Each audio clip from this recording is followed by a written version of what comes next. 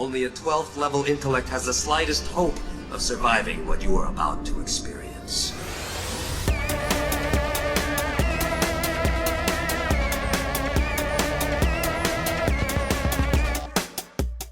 We never think of what we're going to say at the start. That's like always the thing that we have to come up with on the spot. Yeah, it's fun. That's always fun. I had to go make copies for like tax forms and stuff the other day. I had to go to a copy shop, and I had Went to the copy shop. Got a copy. It's actually called the Copy Shop here in the Eugene. I like it though. It's a funny name. But so I got it was 9 pieces of paper total, and in order to use your debit card, you have to do at least 10 pieces of paper.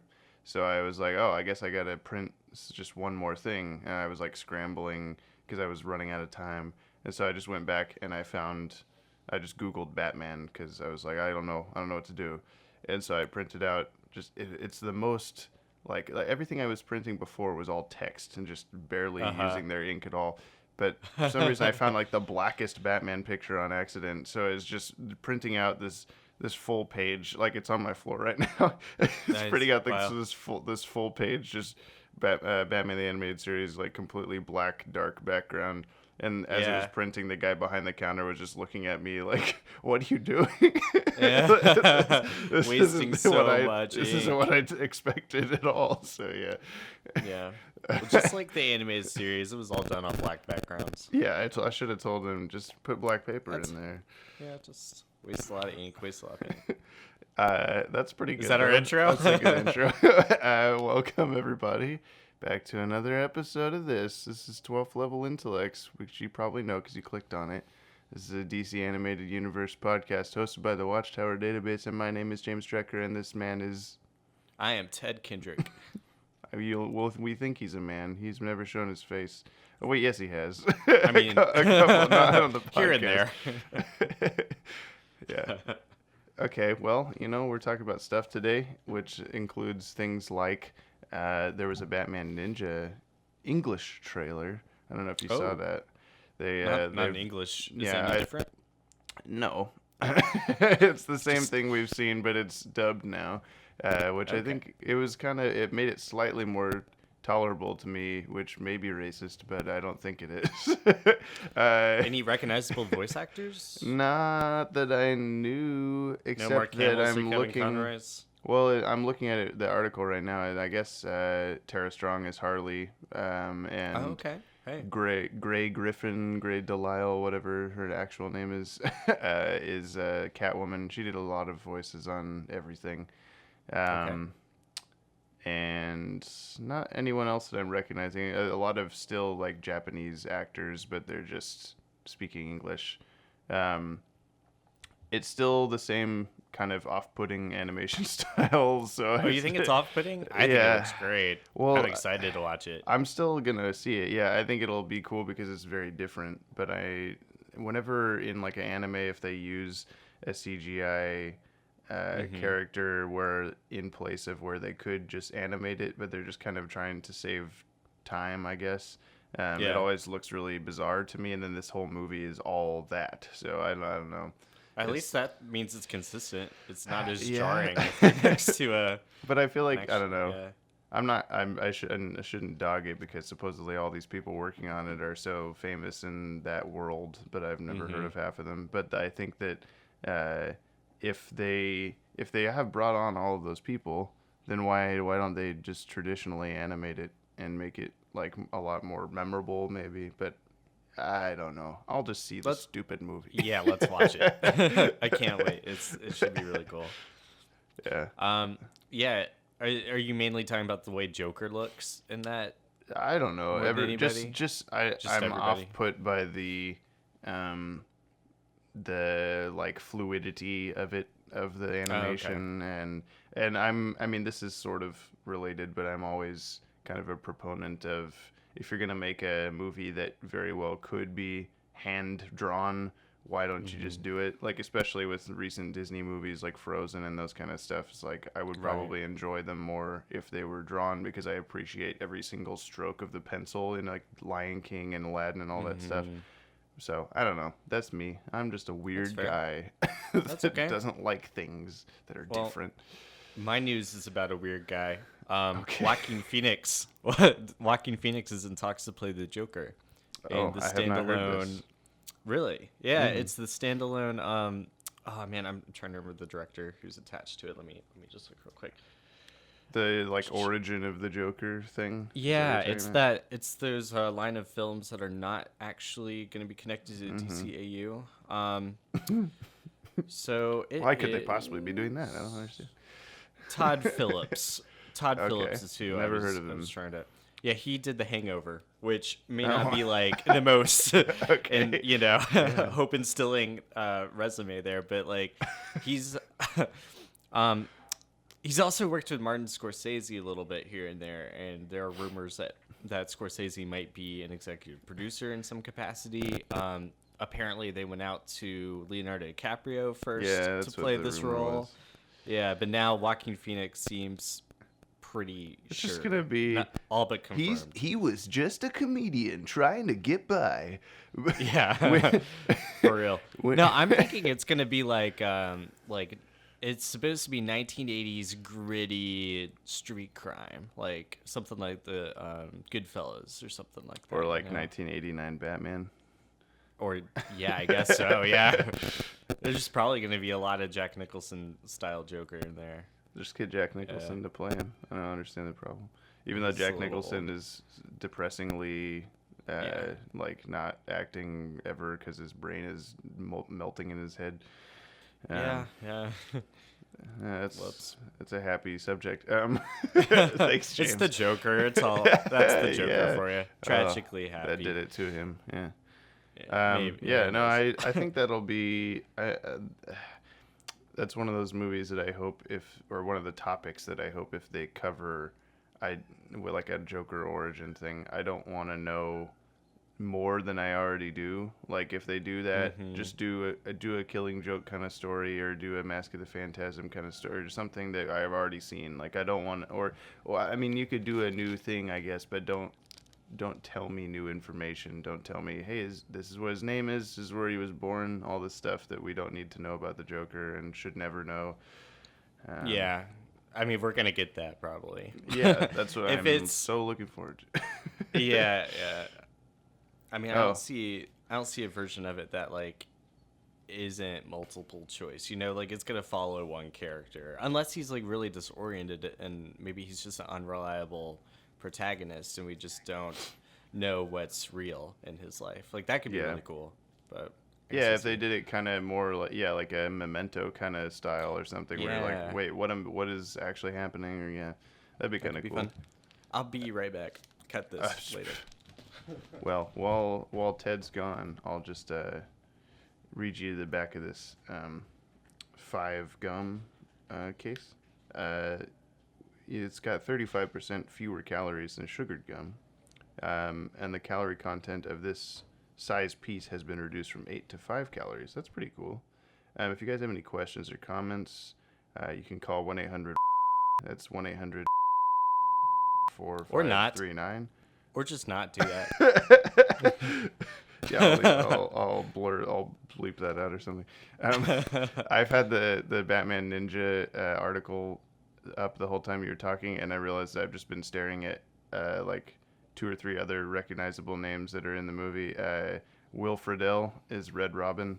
Okay. Batman Beyond, and then and Red Hood. Apparently he's 2 Robins. And then Tom Kenny, SpongeBob, is the Penguin, or according to this article, the Pegnuin. So.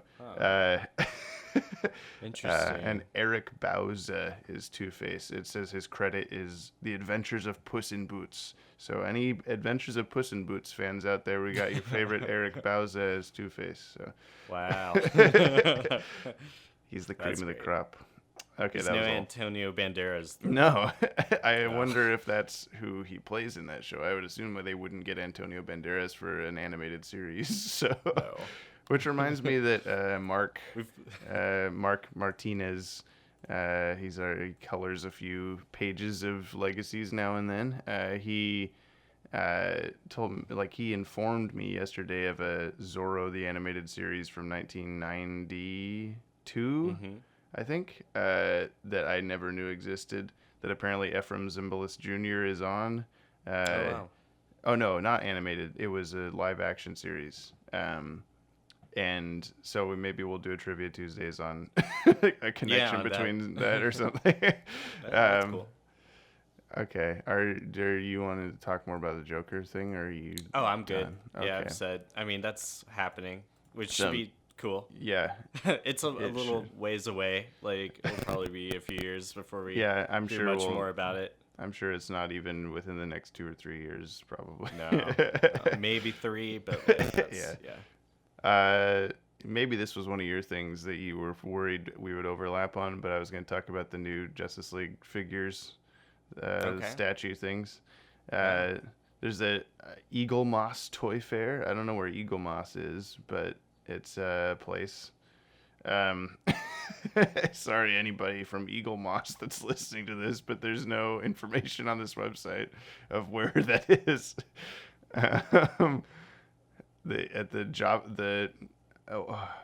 The Toy Fair takes. It's in London, I think. Well, it looks like, apparently that's not the place I'm seeing now. The Toy Fair takes place February 17th through 20th, so it's already over, at New York's Jacob Jonah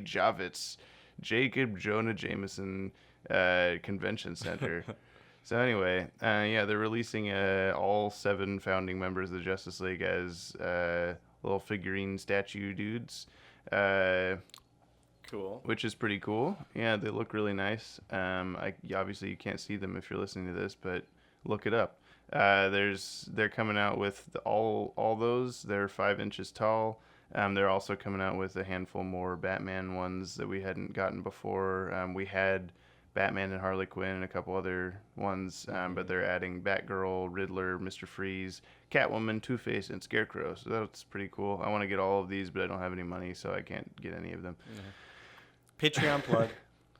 If you want to support us on Patreon so I can buy these, it's patreon.com/JTS Entertainment. Buy these little figurines. There's I saw a photo of it was a tweeted and then deleted photo of the Martian Manhunter with DC Collectibles. Like they're doing the multi-articulation sort of figures, like the same Batman the Animated Series ones they've been doing, but now they're starting to do Justice League, or hopefully.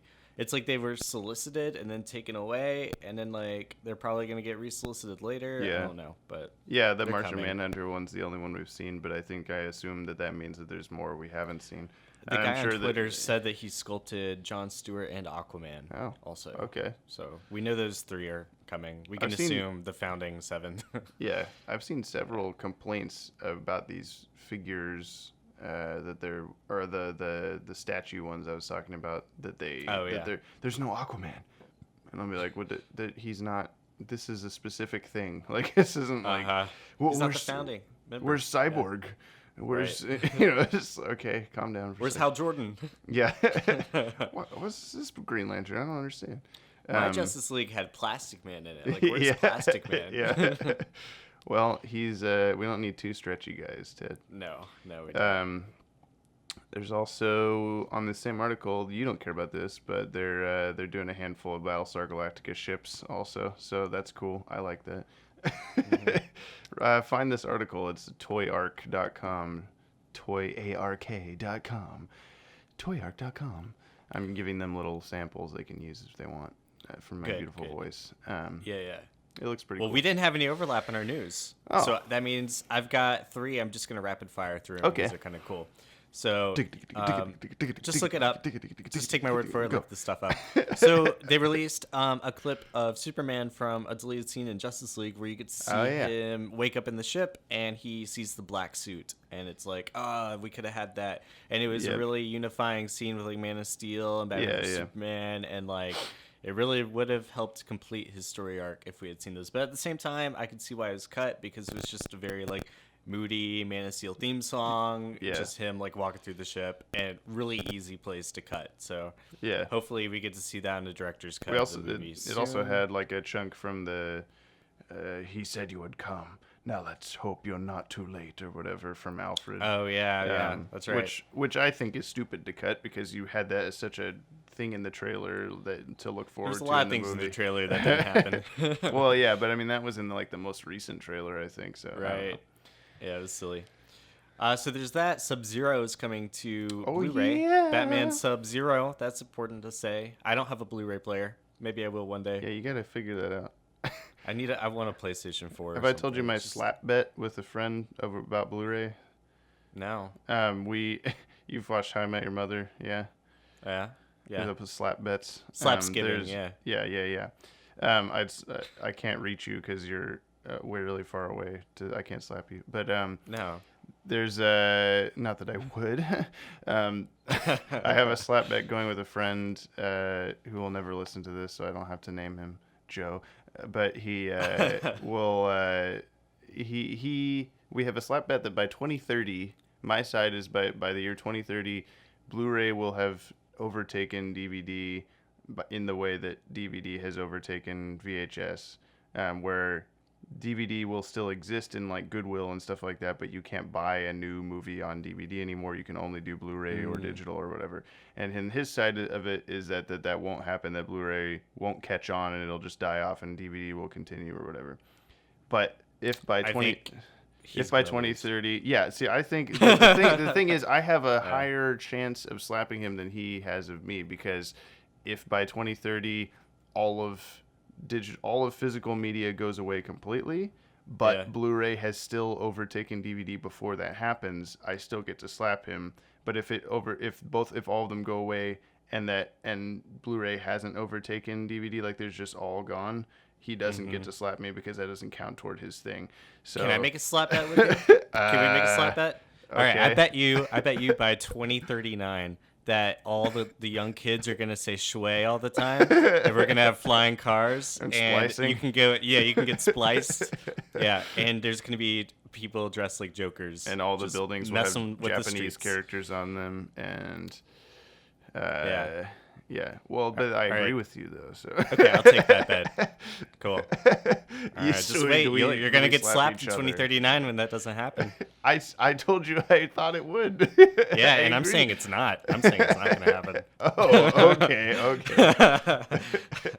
You confused me. Well, you got a final? Did you have a final thing, or was that it? We get slapped in 20 years. Oh, yeah, one more. So the Doom Patrol is going to be in the Teen Titans live action show. Jeff Johns released a little picture of the script on Twitter. That was just the script of episode 5. It was titled Doom Patrol. Oh, yeah, okay. Which is cool because Jeff Johns wrote Titans in like 2006, and Beast Boy was a big part of it, and he brought in that Doom Patrol history. Yeah. And did a lot of he did a soft reboot for the Doom Patrol in those comics. So he's a good guy to write that script. That'll be really cool to see them in live action because it's never happened. Those are characters that I only know about because of action figures. So I don't. Yeah. I don't know. They're like that's cool. I guess a weird Fantastic Four and X-Men mix. So like it's kind of like. Didn't they predate X-Men? And X-Men is supposedly stole Doom Patrol. I am not 100% sure who came first, but that's something I'm going to look up real quick. Okay. Publishing origin. I like the Doom Patrol. I still need to read Grant Morrison's run. I have a whole 100-pound book that has the entire run in it, and it's crazy. So Doom Patrol premiered in 1963, and I think that was after... that was definitely after Fantastic Four. 1961 was X-Men. X-Men Origins Wolverine came out in 2009. That's not what I'm looking for. That's a lot later. It is 1963 also. Who could tell? Okay. Let us know. Comment if you know if the Doom Patrol or X-Men came first. I feel like I've seen an article about that this was during a time where DC and Marvel were both in a oh god, we need new characters, and then just started ripping each other off back and forth all the time, but I don't know. Either that or just everyone was on so much LSD, there was this collective unconscious going in there. Everyone had the same story ideas. What if there was a guy in a wheelchair? Yeah, and he led a team of freaks or mutants. One of them was like a rock man. made of rocks. One of them is going to be bald, and the other guy is going to have a big orange beard. One of them is stretchy. One of them has knives out of his hands. We'll call him Knife Hands. Or Wolverine. Oh, that's better. Yeah. Okay. DC goes with Knife Hands though. Yeah, and no, DC goes with Robot Man.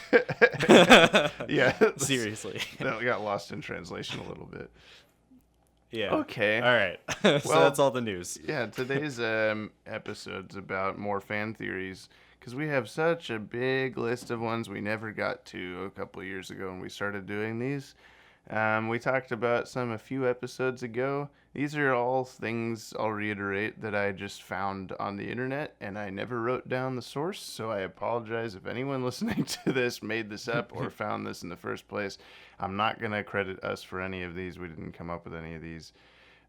Basically, the point of this, I guess, is just because we're so knowledgeable in this area that we're just going to talk about whether or not this is even plausible of ones that have come up online over the years. So a fan theory, just in case you don't know what that is a thing that's made up by a fan that's a theory about the show that they like so much. So things like, what's an example of one we talked about before?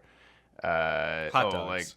Yeah, we talked about hot dogs. I think you did specifically because what was the analogy? Something like they're made. You don't know what they're made of, but they taste good or something like that. I don't think that's what it was at all.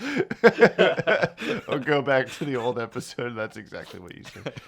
No, stuff like maybe the Scarecrow is Ghoul from Batman Beyond's dad because they both looked similar. They both wear Scarecrow costumes, stuff like that. Or he was the Penguin because of reasons that we said. Yeah, go watch that. I'm not going to talk about it again.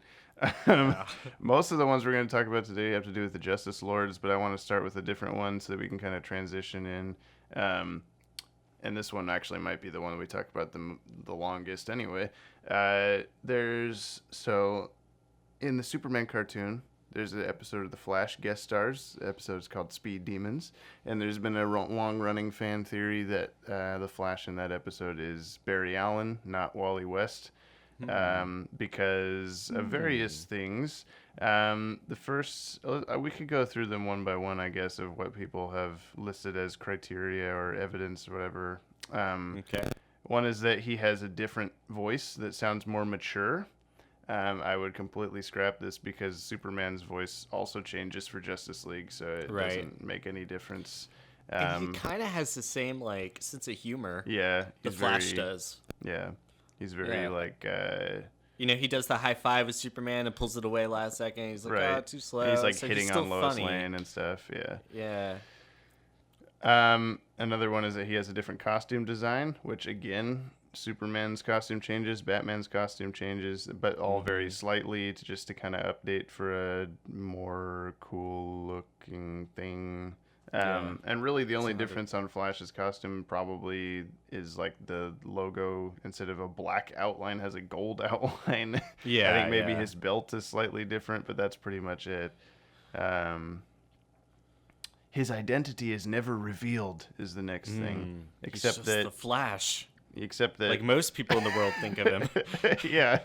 So I have two rebuttals to that. Okay. One is we don't know who the Flash is in Justice League until Star-Crossed, officially, because we assume he's Wally West or whatever. But whenever we see his origin in Brave and the Bold, we get a little flashback of him being hit by lightning and stuff, and that's very Barry Allen in a crime lab with chemicals and stuff. So you could think maybe it's Barry Allen until he says he's not, or I guess Batman says he's not.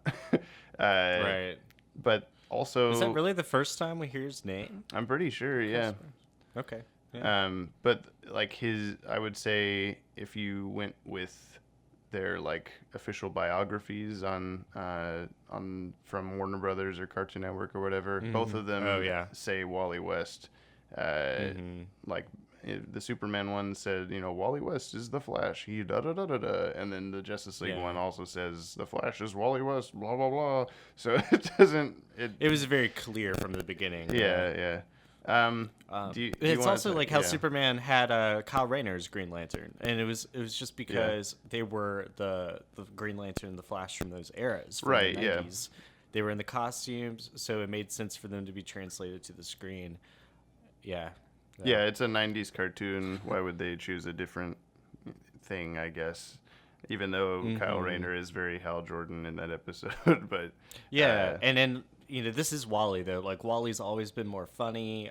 Barry's a lot more like analytical as a scientist. He's a bit more like, I don't know, like milk, like white bread. You know, like well, and like timeline wise, I think Speed Demons is like 1 to 2 years maximum before the start of Justice League. And so if it was Barry Allen and he had like a Kid Flash Wally West, there would be, this episode would be like during a time where Wally is like just about to not be Kid Flash or something like that, or has already become like another. He's old. Yeah, and why would he be Flash already? Why would Wally be Flash already if Barry is still Flash or something? Like, doesn't really make any sense. Well, to be fair, Wally West, when he became the Flash after Crisis on Infinite Earths, like in 1985, he was very much like in his mid-20s, still operating as Kid Flash, although he had like kind of taken a break during the events of the New Teen Titans. He gave it up. He like lost his speed and gave up his identity for a few years. But he got it back during Crisis and took up the identity of Flash after Barry Allen died. So I'm just saying he was an adult when he made that costume switch, even in the comics. And then when Barry eventually returned in Final Crisis, we did have an overlap with two Flashes operating at the same time for a little while. So there was an off-screen Crisis on Infinite Earths in the like 6 months between Superman and Justice League. Yeah, where, I guess. where Wally became the Flash. No, not at all. Not at all. The only other like evidence for any of this is that in the Flash Museum in Justice League Unlimited, there's like a bunch of like Easter eggs of Flash stuff. There's like Jay Garrick's helmet, and there's a handful of other things that we never really see realized, including there's 2 Flash symbols on the wall. One's in red, I think, and it's got the three arc lightning bolt, which is more typical of. It's not reverse. It's not the reverse Flash logo. No, I don't think so. Okay, that's probably the Kid Flash logo then. Okay, well then maybe that's what that's supposed to be. But probably. There's also a Kid Flash costume in that museum, which people have pointed out. We talked about that a couple times before of when we're talking about whether Teen Titans is in the DCAU and that kind of stuff. And I'm not going to get into that again right now. Yeah. Go watch our video. The Flash has so much like multiverse potential. He always had in the comics, in his show, the TV show in the CW. Like, he is a character who travels across parallel worlds all the time. Yeah. So it is very possible that these costumes, the like Jay Garrick's hat might have come from an Earth 2 encounter. Maybe the Kid Flash costume came from some other parallel world encounter. That's all speculation. This is all speculation. Right. But like, it's still very possible. But we do have Jay Garrick appearing in the Justice League Unlimited tie-in comics. He is in an issue or 2, just as another member of the Justice League Unlimited, occasionally. So that's not strictly canon, but he did appear in those, along with Alan Scott as Green Lantern, was in a couple of those as well. So yeah, you're talking about like things that we never saw happen that might have happened. That whole episode the whole Flash and Substance episode is just full of like the whole bar of all of Flash's villains. There's like 20 of them in there that we never see. And we never had a Flash animated series. Yeah. So it's completely possible that there's all this stuff that happened that we. Yeah. I mean, it's almost it's there's definitely a bunch of stuff that happened with Flash that we never saw. So what do you think? So because the first in Speed Demons here, they were fighting the Weather Wizard, right? Typically a Flash villain, but in the Justice League episode Hereafter, the Weather Wizard is on that council of like the Superman Revenge Squad or whatever, who are all like wearing the hoods and they like vow to kill Superman. It's like Calabac and Livewire and Metallo and Weather Wizard. But before that episode, the Speed Demons was the only episode of Weather Wizard. So it never made a whole lot of sense for me for him to be included with all these other Superman villains, where he's very much a Flash villain. But maybe he's just really bummed by the fact that he got beat by some guy and Superman. Yeah, I guess. Yeah. But then he's in it Central seemed like Flash City, knew Weather Wizard already in a way. I don't know. He seemed familiar with him in that episode. Yeah, he calls him by name, like Mark Martin, or whatever. Yeah. Even though he's not the Weather Wizard yet. Yeah, he hasn't done anything. Yeah, so that's a whole nother realm of fan theories right there, Ted. I guess so. There are some other little pieces like this is all, like I said, all these fan theories are taken from like message boards and Wikipedia articles and stuff of people just speculating. And someone had like a comment that, the Flash Museum has like the little statue of like the globe with Superman and Flash racing on it. It's like, if that's Barry, then that's just to remind Wally of how big of a hero's shoes he has to fill. Think about it. Or maybe it's just him. His feet are as big as the world. maybe it's Wally though, and then it's just him. Because there's no like, why would he just have like, here's a museum? Because the whole episode is about like, Flash, this They're Flash honoring right here. him. Yeah. You're such a great person. It's not like, he never sits down and he's just like, that my mentor, wish he could have been here. Yeah. Barry Allen. He does say like, my uncle's flying in or something in that episode, and people have speculated that he's talking about Barry Allen. Because in the comics, he was his uncle. Yeah. But there's also that makes sense. Right, from Brave and the Bold. Is that where you're about to go to? Yeah. Go for it. Well, there's the detective in that Brave and the Bold episode that looks a lot like Barry Allen. I don't know. That's all that I was gonna say. There's not much more to it. Yeah. I think it's safe to say in the DCAU, Barry Allen doesn't exist, or if he does, it's the same way Hal Jordan exists, where you see his name on the side of an airplane as a cameo appearance, and the two of them were never superheroes in this world. Yeah, it's kind of the DCAU, except for the wallpaper. Yeah, Super Babes. Right. Yeah. That has Hal Jordan on it. Well, we'll talk about that a different time. But I've thought that's kind of an interesting way to think about it, I guess, is like if the comic book DC Earth Zero or Earth Prime or whatever you want to call it is like the DC universe, and then the DCAU is a offshoot, one of the 52 universes. Yeah, then. Well, it's not exactly Earth 12, Ted. They're slightly different. Okay, so, but There's overlap. Yeah, but so then that means, I guess the DCAU is just one of those worlds where like, but what if there was a universe where Hal Jordan didn't become Green Lantern? Like, that's pretty much what DCAU is. Like, what if Eben Sur's ring went to Kyle Rayner instead of Hal Jordan, and then that's the DC animated universe. Right. What if there was no Barry Allen? So yeah, I mean, there's plenty of parallel worlds that are based off of what if the ring went to someone else. Like we saw that with the Dawnbreaker, and there's a Metal comic. It went to Bruce Wayne. Right. So that happens. So we can transition from Flash into Justice Lords because the Justice Lords Flash is dead. And it's a parallel world. Also in DC's multiverse, it is supposed to be Earth 50. 50, yeah. But they have not really used that in the story. Like the Justice Lord Superman appeared in the that arc Superman Reborn. Yeah. It was called Multiplicity or something like that. Yeah. Where he was just in the cameo a little bit. Yeah. So. Yeah. Cool. I wonder if they made the Justice Lords Earth 50 just because it was in their minds as like a recent like multiverse thing, like like they probably didn't go back to, I don't know, there's probably some like 60s Batman comic where he goes to a universe where there's like a Batman that did this thing, and they probably didn't include that, but they included Justice Lords because it's fresh in their heads or something. Yeah, well, I mean, the Justice Lords is based off like the Crime Syndicate from Earth 3, right? Which already also has their own Earth Yeah, and like a little bit of, I mean, Injustice was kind of based off of the Justice Lords in a way because it came later.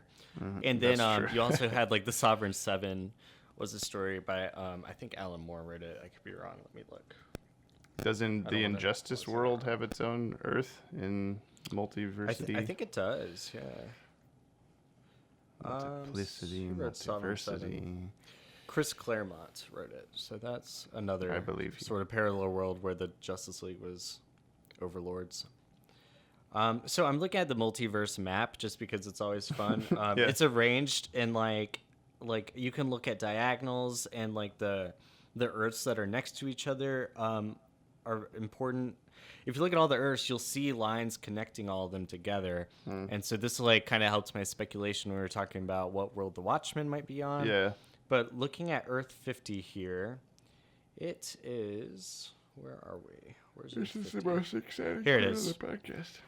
Yeah. It's great. So it's next to a couple of other Earths. Not any of the Earths I was expecting it to be next to. Oh. It is... So this is cool. It's on the complete opposite side of the map from Earth 12. Okay. Yeah, totally on the opposite side. Well, It's next so to do they 39 have? Earth 4. I guess there's been a handful of Earths that that haven't been revealed yet or whatever. But Right. is one of those on like another like corner from that or So- anything? It's close to the Charlatan Comics one that is, so it's also like one thing away from what's probably the Watchmen world. It's right next to Earth 39, and I'm not sure what Earth 39 is. Let's see. I'm Googling it. Oh, that's a weird one. It's like Captain Comet and... Yeah, it's some weird world with Captain Comet. We'll give it that. Okay. Well, I was just wondering because Or maybe that's Orion. I don't know. the Earth. That there's a Justice Guild out there somewhere, or that Somewhere, reality not exists. on this multiverse. Yeah. Well, all right. Let's talk about those questions. Yeah, this is getting pretty cool, ridiculous. The Justice Lords. So let's see. There's a handful of Justice Lords fan theories. We talked about one last time where maybe Jean Jones was replaced by the other Jean Jones at the end of the episode, but we dismissed that, I think. So one of them is maybe Justice Lord's Batman opened the portal to his world on purpose, so that the Justice League could help save his world, because he kind of turns out to be more on their side, I guess, like, but not until Batman convinces him, I think, pretty much, or like helps him see. They kind of come to an understanding. The evidence for this is he's Batman. He knew it would happen. he knew that It was one of many conspiracies, or not conspiracies, but you know, contingencies. And at the time, there's no other like known superheroes, so maybe the Justice League is the only group that would be able to defeat his teammates. If he wanted them to be taken down. I could kind of see this just because Justice Lord's Batman supposedly is just holed up in the Batcave in his costume, not showering for months. So when we find him in the first place, so I would assume that maybe he has been thinking about how he doesn't like this. Right. I mean, we can assume that the Justice Lord's universe was the same as the Justice League's up until that White House weenie roast moment, right? Like, kind up of. until that point, like, it was probably really close. Yeah, well, I think I assumed that for a long time, and then when Maddie and I have been doing timeline stuff, he kind of discovered that in the episode we see, Superman kills President Luthor, and then it flashes forward 2 years, I think. Yeah. But if you reverse 2 years from that, the Justice League has not formed yet on the main timeline. Right. So I guess they're slightly ahead, or they, I don't know. There's something slightly different. Yeah. Well, at least for me, it makes me think like the events of Superman the Animated Series and Batman might have happened similarly, at least. Yeah. Yeah, he's basically the same person up until a certain point. Yeah. Yeah. Well, so maybe we have that Star Labs technology that Emil Hamilton built in Brave New Metropolis that allowed Lois Lane to visit that parallel world. So maybe Batman was able to like counter-engineer that to make his own because our device. I say our Batman, but the main Justice League Batman does not have that portal. No, he doesn't have around the back anything. cave. Yeah. Well, except for in the Batman Beyond 2.0 comics, I'm pretty sure he does have it just sitting on the back. Yeah. I was thinking also the Batman Beyond 75th anniversary short, maybe. But those are all robots, not parallel. Yeah. Batman's coming in the Batcave to fight them all. Those are all hard act. That like 2-minute video. Yeah. right before that, we see, or like right before, we didn't see off screen old man Bruce Wayne tinkering with. Finally built that portal. And then Terry shows up like, what happened? And he like plays it off. I don't know. Help me. I didn't build the portal, and suddenly all these Batman just jumped out of it. There's all these aliens coming to kill us. Sorry, my bad. No. I'm going to die soon anyway, so good luck. Yeah, but it would make sense for Justice Lord's Batman to build this portal and try to contact help from a parallel world that he knows is capable of doing it. We've seen that plot before in Justice League Crisis on Two Earths. That is exactly how Lex Luthor starts the plot. Like, he travels to the main universe to warn them about the crime syndicate from his world. And he's trying to get them to help them. There's worlds that know about parallel worlds, and there's worlds that don't know about parallel worlds. Right. So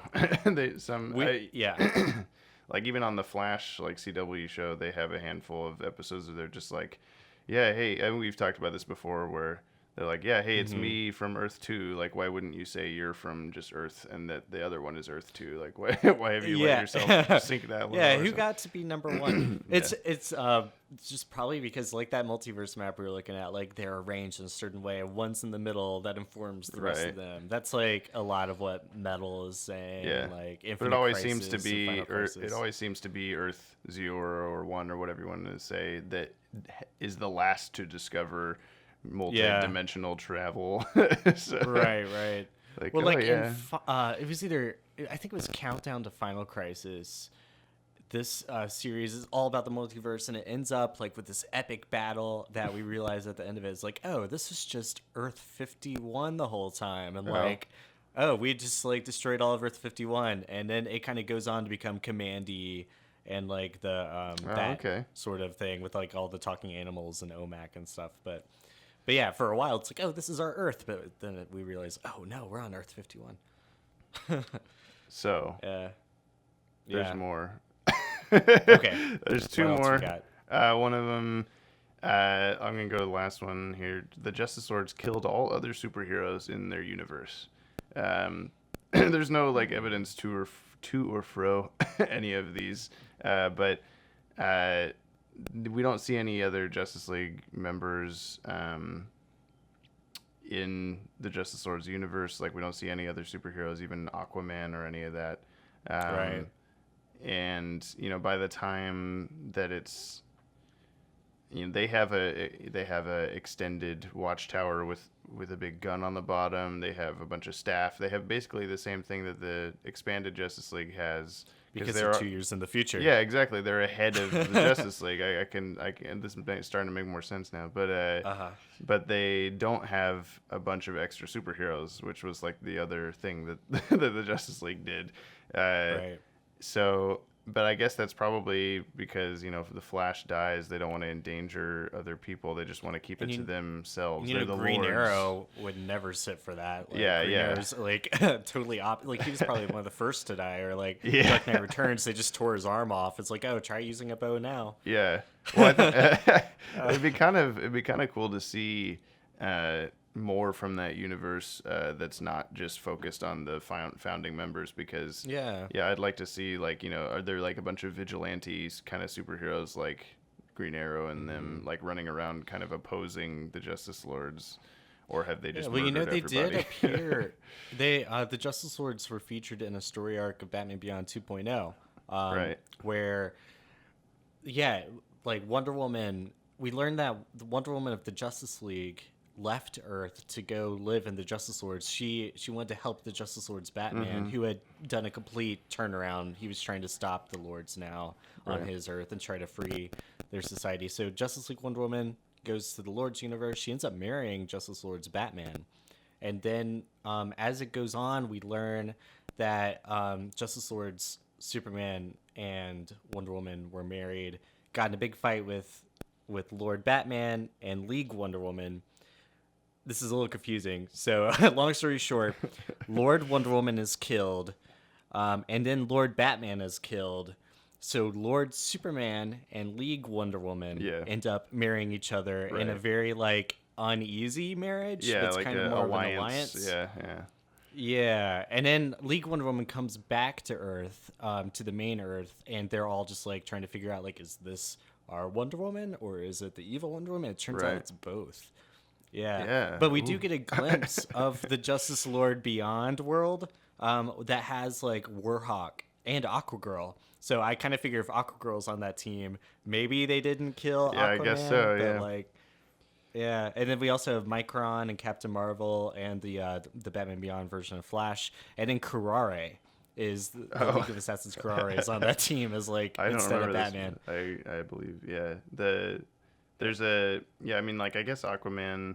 You would think that they would kill Aquaman because he probably also wouldn't be on board for like, you're gonna be in charge of the whole world. Like, well, the world is mostly water. I want that part, and they'd be like, no.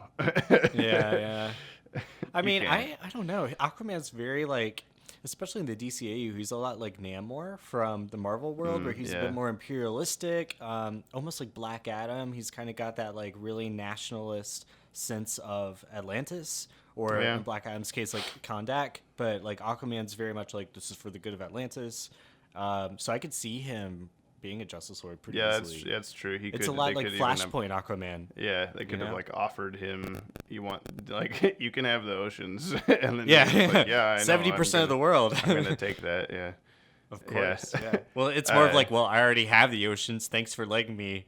Thanks for acknowledging that. I think it's plausible that they've killed some superheroes that are maybe more on the like higher powerful end. Like your Captain Atom or your who else? See, Captain Marvel would have made sense, but he's a member in this world. So, but he's also a kid, and we've seen in Kingdom Come, like Captain Marvel's mind is pretty malleable. Like you can twist him and make him fight for you. Just tell him like, this is what's good, and he'd be like, oh yeah, okay. Yeah. But where's like he's Supergirl, manipulative. Where's like Supergirl and Batgirl and Robin and all of them? Like, we don't see any of the Bat family. They probably left Batman because he was being an asshole. More so than usual. See Dick Grayson. Dick Grayson is in the Batman comic. Beyond comic. Yeah. He's like a member of basically. Like, think of Brave New Metropolis. Remember how Dan Turpin is like one of the guards of Metropolis? He's like that. Dick Grayson's basically that guy. And then it's cool because in this comic he ends up meeting the Terry McGinnis of the Justice Lords world, and by the end of it, it seems like Dick Grayson's going to be the mentor to Terry and train him to be the new Batman, because Dick was still Robin and Nightwing in the Justice Lords world.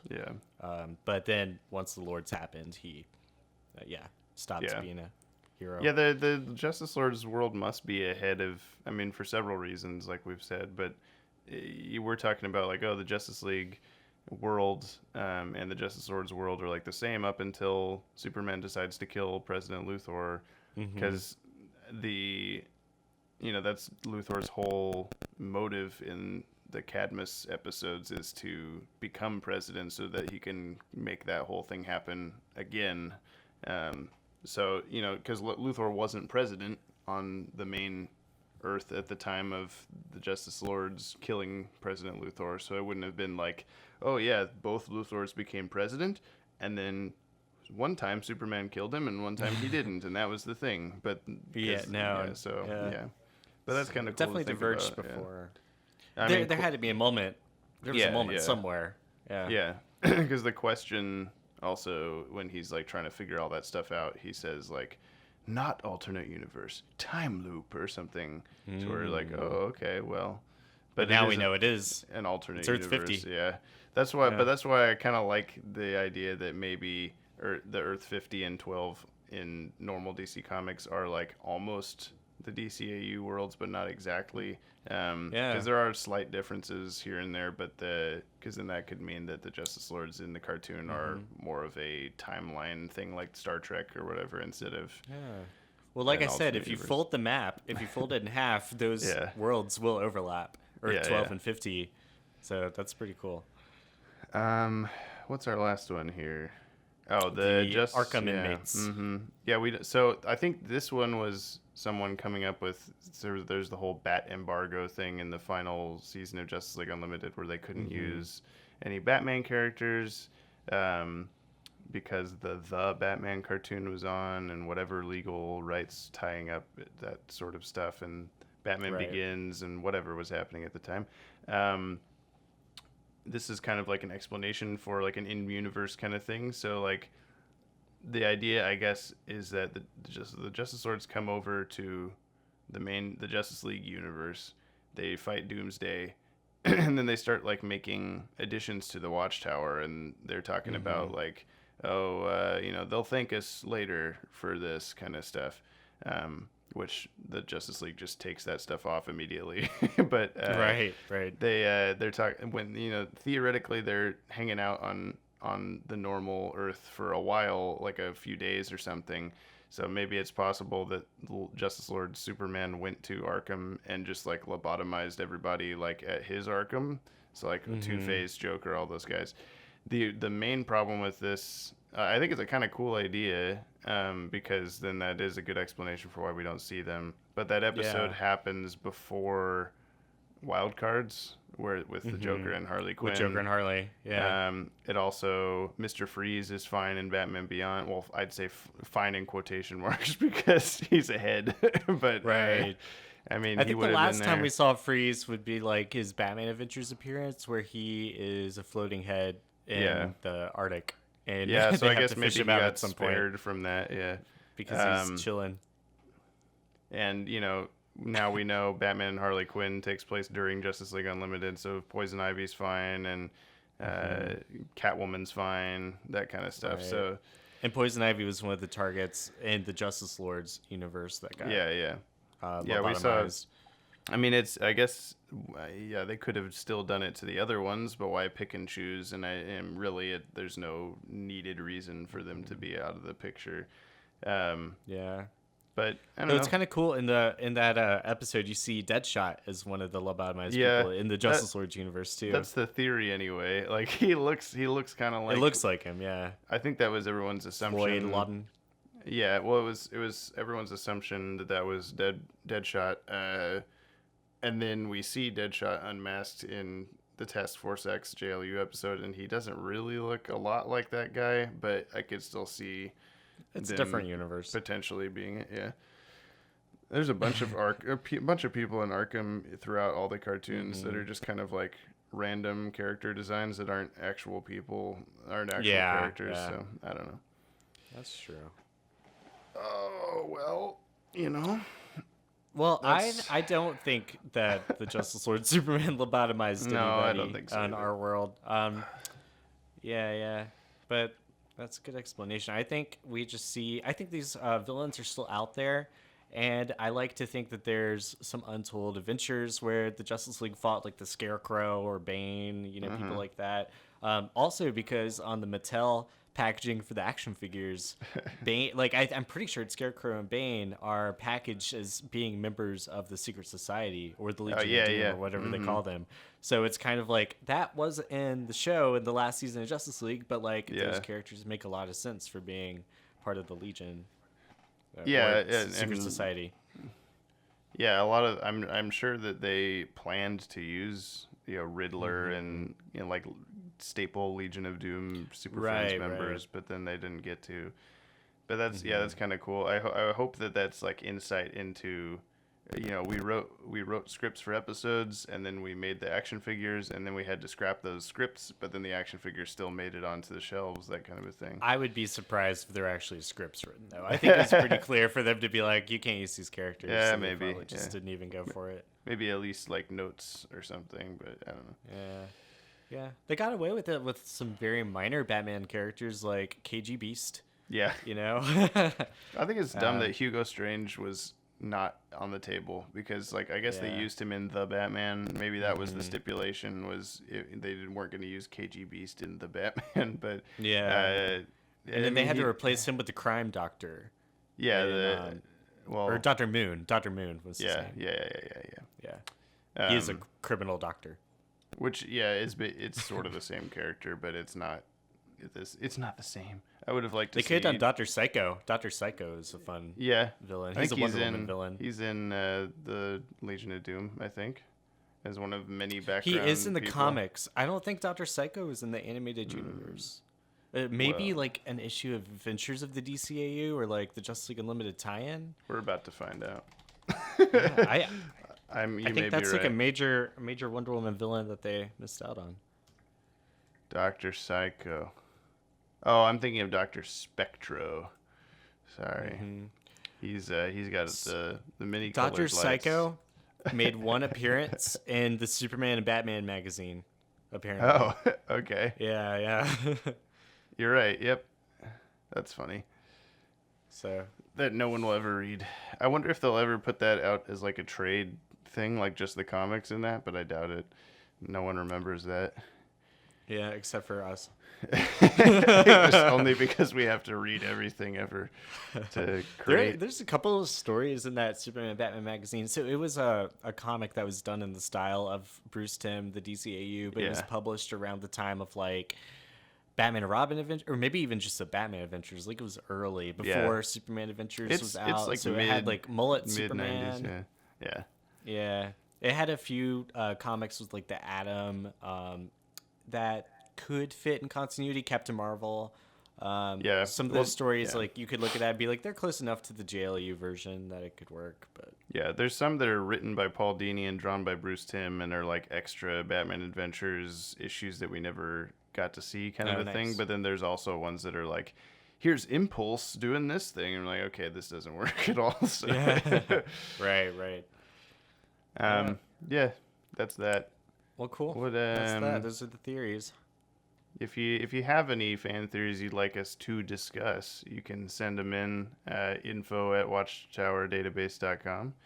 Or just leave a comment. That's fine too. Yeah, you can comment on the video version of this, or you can tweet at us, or do whatever you want. I don't care. Go home. That's all we're talking about today for that. I was going to say something about these fan theories. It'll come back to me. We'll get back to it. Comic relief. Yeah, you're showing me a comic that you want me to talk about. It's comic relief time. I want to talk about this. I'm going to talk about a different comic, but you can talk about that one. That's okay. I will. I was going to talk about the latest White Knight issue, but I don't think you've read that yet. No, but you can still talk about it. It'll be okay. I have the issue. I just need to read it. Is that it in your hand right now, or is that a different thing? No, This is Dark Knight's Rising. Well, I'm not gonna talk about that one. Okay, I'm sure we'll have a lot more to say. We'll have a lot more to say about the metal one, so I'm going to keep it brief anyway, and I'll try not to spoil things. But there's a lot of fun moments in the newest White Knight. I think it's number 5, I want to say. Like there's a scene with Poison Ivy. Is that it? Number 5? I need to read it.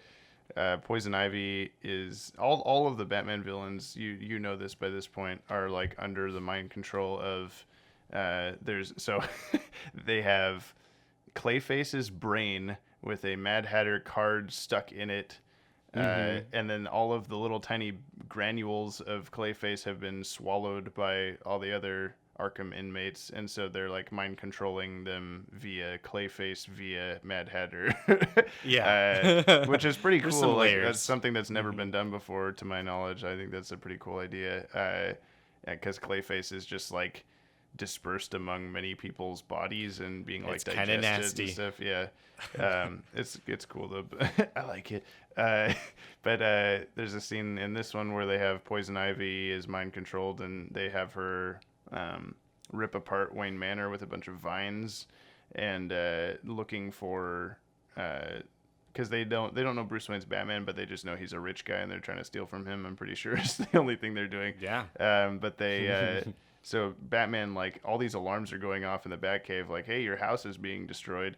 So you see him as if he's going to go beat Batman, and you see him like in the shadows, and he's like standing there up against like the wall, like looking into the room. And then he just leaps out, and he's Bruce Wayne in like a pink bathrobe, and he's just, "Oh, you hooligans! What are you doing in my house?" and stuff. It's really good. I really like that scene. That's great. Looking forward to reading it. Yeah. And then like Nightwing it's been a really good comic. Yeah, Nightwing shows up as like part of the police force and is like trying to have a conversation with Bruce as if he doesn't know he's Batman. So I don't know. It's pretty good. Nice. I like it. Yeah.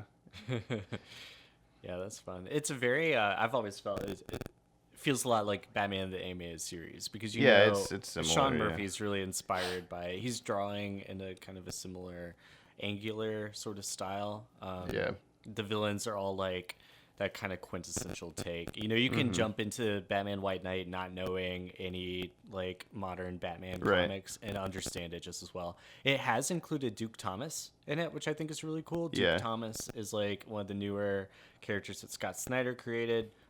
He's a Signal. Right now it's his code name in Batman and the Signal.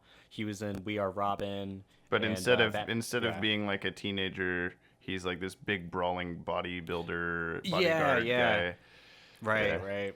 Oh, that's pretty cool. I like that take. Yeah. There's a lot of I think when you first see all the Arkham villains, they're in like a dark hideout, like arguing, and like everybody has like a here's my famous Batman the Animated Series line, but no, here's my famous Batman the Animated Series line. So like I think that's definitely intentional that it feels like that show. So yeah, and Harley Quinn is such a big part of this story too. Yeah. So that's all I'm going to talk about Harleys. for that, because I know we'll talk about metal for a while. So yeah. Well, yeah, that's a great book. Dark Knight Rising, The Wild Hunt was crazy. I've been looking forward to it for a really long time. It was awesome because it's a follow-up to a lot of plot threads that we've seen before in Multiversity and Final Crisis. And that so let's be clear, I guess. This is a tie-in to Metal. Yes. And it's not... So there's been all the main Metal 1, 2, 3, 4, 5, and there's going to be a sixth one. But then in the background, there's also been all these spin-off issues on each individual Batman, Nightmare Batman. And those are in between issues 3 and 4. And now this one's set between 5 and 6. And we've also had Batman this Lost one and is Hawkman a lot more Found. Yeah. And Batman Lost. Those ones, Batman Lost, Hawkman Found, and this one are like you got to read them in the right order, kind of. Like I didn't expect that with this. I thought this would just be more backstory on the Nightmare Batman, but then it was definitely like it was basically Metal 5.5 because it was just. Yeah. I almost feel like this was the crux of the action. It was a big thing. The events of this issue almost like solved like whatever's gonna happen in issue 6. Like it's only because the heroes in this issue did what they did. On such a large scale. Like it's very much involving the multiverse. There's a huge battle in the Bleed at the end of it. Detective Chimp has a lot to do, which is really silly. Yeah. He seems to be the heart of DC Comics, is kind of what they're establishing him here, because his name, Detective Chimp, is DC. Yeah. And when he was a monkey at the circus, he had to play a song, and the chords that he played over and over again would be DC for his song. Yeah. They forgot about my favorite character, Dank Clown. Dank Clown. What happened to Dank Clown? They just kind of got the boot. I don't know. He was promoted to Captain Clown. That's what happened. Right. Promoted him and died immediately. As a robot. So yeah, it's music has been a big thing in the multiverse, especially when Grant Morrison's involved, and he's a co-writer of this issue. It's co-written by Scott Snyder and Grant Morrison, and maybe even there's a lot of credits in this book, but they seem to be the. Oh yeah, James Tynion IV and Joshua Williamson are co-writers too. Joshua Williamson has been writing the Flash book lately, which makes sense because there is a lot in this book between Flash and the Red Death. And I know that they also encountered each other in the regular Flash book by Williamson. So it makes sense to have him on. Yeah. But like I said, there's a lot of music. That seems to be a recurring thing for dark metal because metal music, there's a lot of screaming, a lot of yelling and stuff. But there's also like battle cries in here and some like anti-music, and it's all about the frequency of the multiverse, how each world has a different frequency, and the music kind of either binds it or pokes through or whatever, breaks through it. Yeah. And that's been a thing ever since Final Crisis, like in Superman Beyond, that was also by Grant Morrison. In the Final Crisis story, he saves the world by singing this song that like brings balance to the multiverse, and it's yeah, it's always been sort of a music has a relationship. Yeah, I thought that was pretty cool. I mean, I'm not as familiar with the older stuff, but I did get a little happy when they do the music stuff, because being a musician, whenever that kind of stuff comes up in more pop culture things, then I go like, oh, you understand, or like there's other people out there that know about music, even though it's it's an obvious thing, but like it's just a little world of oh, you understand me for a second. Right. I was expecting to see like the Hall of Heroes, because they keep talking about it in this issue. The Hall of Heroes were like the where the team, the Justice Incarnate, live, and the Justice Incarnate, where the group of heroes from Multiversity that come together. But then it just explodes. So we don't see them at all. Yeah, we don't see them at all. But we do see, for a split second, we see Stubbs the monkey, who, in like, if you had never read Multiversity, you'd be like, who the crap is this pirate monkey who just suddenly appears? Yeah, you don't know. But it looks like he led Detective Chimp to the 53rd parallel world, right? Earth 53, which is all like a gorilla world. So that exists, I guess. Like how in we just recently had the Crisis on Earth X CW crossover, where they reveal that like there's a 53rd Earth. It's really bad. There's Nazis everywhere. But now like the 53rd Earth in the main continuity is just monkeys. I mean, and like you do have your Nazi gorillas sometimes, like that has happened. I remember Dr. 13. Nothing's impossible. Called Dr. 13. Yeah, there's a Nazi gorilla in Dr. 13. Sorry. But in this, you have a really cool team of heroes with the Flash, Raven, Cyborg. Yeah, I really liked all the Raven stuff in this one. Yeah, Raven was badass in here. And there was someone else. I mean, Detective Chimp, I guess, was the other main character. And Red Tornado had a lot to do. I'm not going to say what exactly, but this issue was chock full of more of what we've talked about this in the past, where we'll come up with a really cool idea for Legacies, and then someone will just do it, and then we'll be like, God damn it. Now everyone's going to think we're stealing that or something. Because like we can't do it just the same way. Yeah, I'm not going to go into it. Yeah, it's that collective unconscious thing I mentioned earlier. Yeah. Who knows? Everybody's got the same cool ideas. It's just whoever gets to it first. Those bubbles. Yeah, I do like. This also picks up a lot of plot threads from the 52 series that followed Infinite Crisis. Like you see all those scientists together. Right. In 52, they were all on Oolong Island, but now they're here on Black Hawk Island, and it was just like that giant yellow egg doctor. I forget his name. Yeah, I was trying to remember what that guy's name is. Like Egg Foo or something weird like that. Yeah, I think you're right. Yeah, and you've got like Dr. Ivo and Dr. Morrow, who were Savannah's classic. there, yeah. Yeah, Dr. Savannah. Maybe his wife. I think that's his wife with him. I'm not sure. But and then Will Magnus. I just want to clarify. I want to clarify for anyone that reads Legacies that is listening. We didn't have the thought to do anything really that Metal is doing. Like, Metal is a very unique new thing that no one really no one really could have conceived of.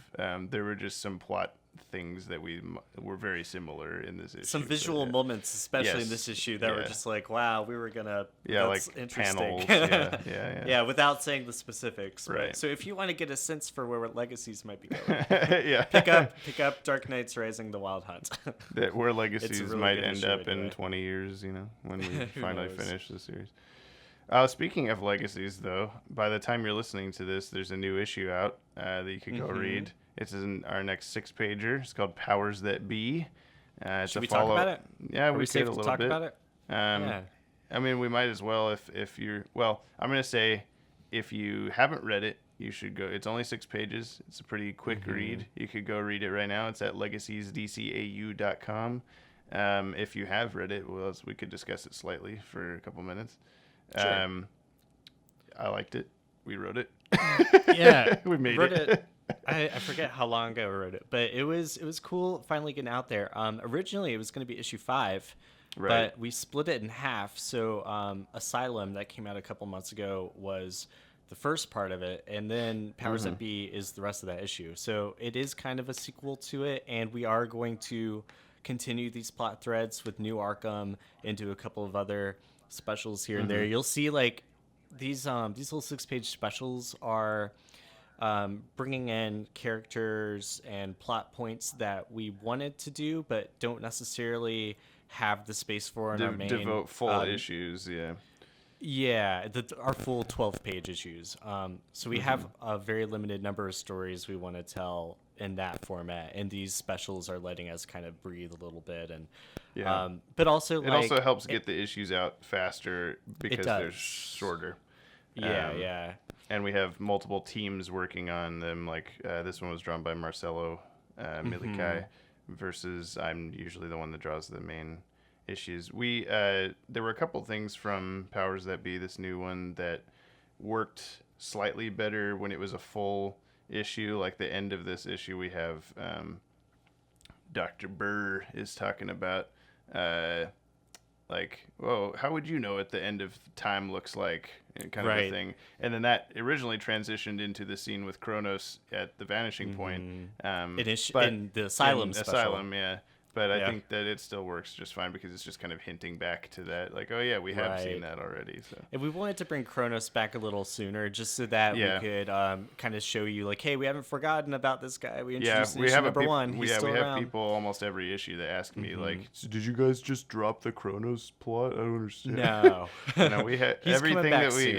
Everything we bring into Legacies has a purpose and will pay off later. So sometimes we'll have to circle back around to it eventually. But there's I was just gonna say, artistically, they're very, very subtle to where like maybe no one but me will even catch them. But I mean I can talk to you about them later off the air. But I've been dropping very, very subtle artistic hints toward future plot threads that by the end of the series you may be able to go back and read the issues and go like, oh, I kind of instead of having no idea. Or you may just go, I have no idea what you're talking about, James, forever. So either way. One of those. So Powers That Be, we introduced the Powers tech into the modern day of the DCAU. So we know that Powers eventually buys out Wayne Enterprises. They become Wayne Powers. Yeah, and it's Derek Powers who we see in Batman Beyond, but here in this issue he's a kid. He's like 12 years old maybe. Yeah, we wrestled with that for a while because we wanted him to be a baby. The scene worked a lot better with him as a baby, but yeah. But I think he's the right age is probably we're closer now. Yeah, he would be like 16, 17 or something. But because it's about 40 years before the Vincent Batman Beyond, more or less. The first time we see him, the youngest we ever see Derek Powers is in the beginning of Rebirth, when you see Batman quit being Batman. And he's very much an adult. But he's got like brown hair. He doesn't have as many wrinkles and that kind of thing. So he's effectively could be in his late 30s or something. So that's what we've kind of gone off of here. And then but yeah, it worked a lot better when Jerry comes in the room holding a baby and says like, here, hold him for a second, and then he throws up all over him. But we really wanted to keep the throw we up. had to change it. We had to keep throw up in our comic, so we had to. Because he essentially vomits all over Bruce's company. Yeah. And so it makes and the vomit is green, which was on purpose. Like blight. Yeah. Like blight. If you didn't know that, he becomes blight, yeah. And so his parents, Jerry Powers and Warren Powers, they're not original characters for us. Jerry Powers she's from Scott Snyder's run on Batman. She was introduced in the Super Heavy arc, which is when Commissioner Gordon took over the Batsuit. It was like the giant, like chappy looking bunny rabbit Batsuit. Right. So Jerry Powers is in that comic. She helped build that Batsuit. And she's part of Powers Tech. And that's like one of the few Powers Tech moments that we have in mainstream DCAU. And then Warren Powers has never been in comics before, but he was going to be in the issue of Batman Adventures number 15. I forget who wrote the script, but it got changed, very majorly changed by the editors. You can read this original script in full on The World's Finest Online. They have a subsite for the Batman Adventures. And so in this original script for issue 15, it very heavily featured Mr. Freeze, and it kind of connected the dots from Freeze in the animated series to his appearance in Batman Beyond. And part of that involved meeting Warren Powers, who was the head of Powers Tech of the modern day. So we used that name, created our own take on this character. Yeah, I the original character design I made for him was based off of nothing except for what Derek Powers looks like. And I made him a lot older looking. Like he was kind of fatter. He was hunched over, he was fatter, he had like a receding hairline and all this stuff. But then I thought about like timeline wise, especially if Derek's a teenager or whatever, maybe his dad wouldn't look super old. So I based his new character design is based on Derek Powers' original character design from Batman Beyond, which we see in the Batman animated book that was released, I want to say late or early 2000s. And there's a lot of like unseen character designs in that book, and one of them is like a headshot of what Derek Powers was originally going to look like. So it's almost identical to what I just gave him a mustache to make him a little more devilish looking, delightfully devilish. And it's cool. And he's got his friends. He's got his two scientist friends with him. Dr. Jeffrey Burr and Dr. Abel Cuvier. So we know Jeffrey Burr from the comics as Cobra. That's easy. You can Google that. I was going to be like, oh, you spoiled it, Ted, except that I did, but except that's a name. Google. That's a name people probably recognize. And then Cuvier he was the mastermind behind splicing in Batman Beyond. You'll remember him from the episode Chimera, I think. No, it's just called Splicers. Or maybe that was the name of his company. Yeah. Oh, okay. Well, yeah. Yeah. So and he's dies in that so episode. But he's also in like but we brought him back. He's He's also in I think it's Curse of the Cobra. Which has like he's in a flashback there. Yeah, he's shown alongside Cobra working with them and stuff. So it's all well. It makes sense for all these characters to be together too, because these are all major Batman Beyond villains that we see here in this lab. I'm just gonna say just because Jeffrey Burr is Cobra in the comics does not mean he will be Cobra in Legacies, but it is also does not mean he will be Cobra. No, it doesn't mean anything, I guess. He's just take it as you will and find out soon. And by soon, I mean eventually.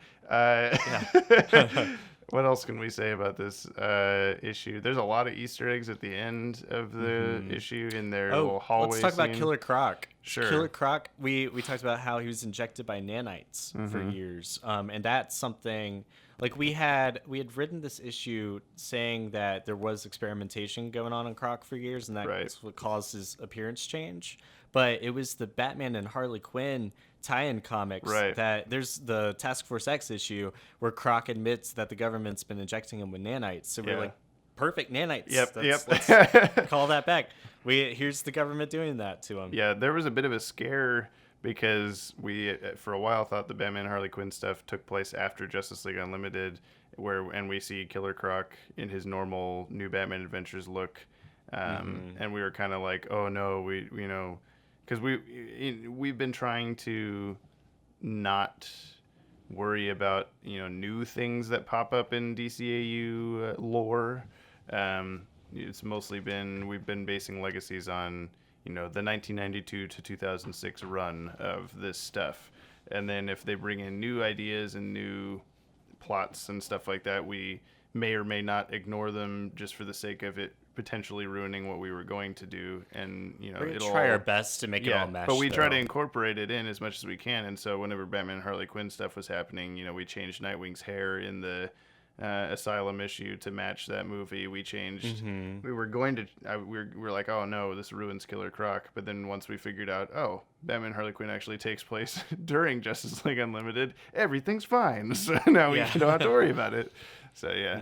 The only thing that our research came up with is that the Harley and Ivy comic might be set a little later than we thought it would. Yeah. So that might be events that we are gonna probably acknowledge. There's a couple of things that while reading through the tie-in comics or watching episodes that we've discovered, like, oh, there's a couple of things that will happen during the run of Legacies that we should probably touch on. Like, there's also a Superman Adventures issue where he meets Batman from the future, Terry McGinnis, and when Terry's telling him about like what the future is like or whatever, he says like, yeah, I came from 30 years from now or something, and like by all other accounts it's 40 years. So Superman, that Superman issue must take place in like 2012 or some ridiculous thing. Like, it doesn't make any sense. So by DCAU standards is in the future